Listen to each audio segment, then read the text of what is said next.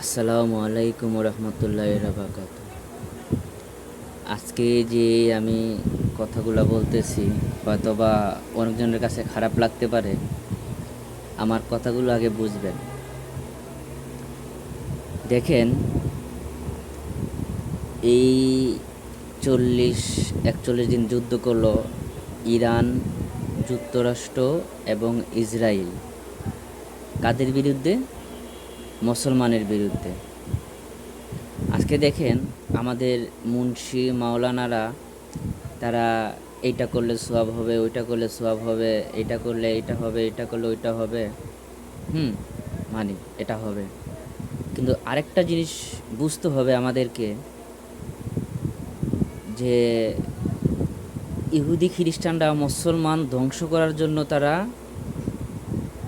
যুদ্ধ করতেছে, আমাদেরকে মারতেছে, মুসলমান ভাইদেরকে মারতেছে, আর আমরা বসে বসে ফতুয়াবাজি করি।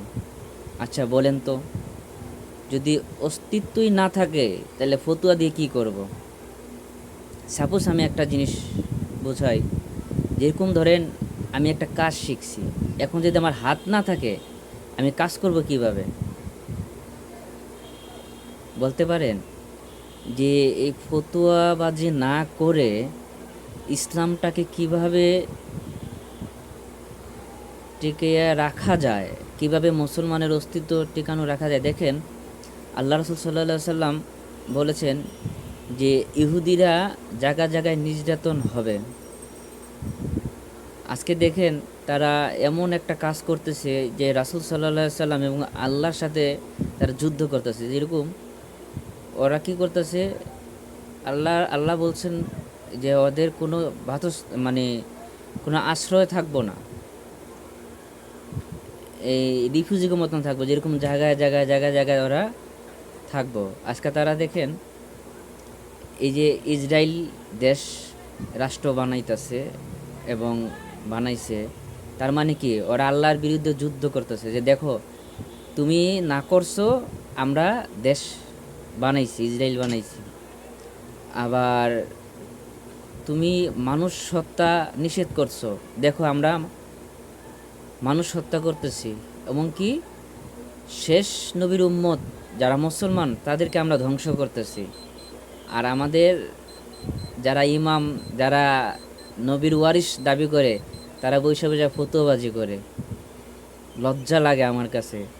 কোথায় সে খালিদ বিন ওয়ালিদ, কোথায় সে হজরতে আলী, কোথায় সে দেরার এবনে আজওয়ার? তাদের মতন যুদ্ধ দরকার আমাদের, এই ফতুয়াবাজি ইমাম দরকার নাই। আমাদের দরকার আলীর মতন যোদ্ধা, আমাদের দরকার খালিদ বিন ওয়ালিদের মতন সেনাপ্রধান, আমাদের দরকার দেরার এবনে আজরের মতন যোদ্ধা, তাদের দরকার। আমাদের এই ফতুয়াবাজি ইমাম দরকার নাই, যারা শুধু মুখে ইসলাম বলে কিন্তু ইসলামের অস্তিত্ব টিকানোর জন্য তারা জিহাদ ঘোষণা করে না, তারা এটা প্রকাশ করে না। লজ্জা লাগে। আবার বলে তারা নাকি নবীর ওয়ারিস। ছি, লজ্জা লাগে আমাদের মুসলমান দাবি করতে।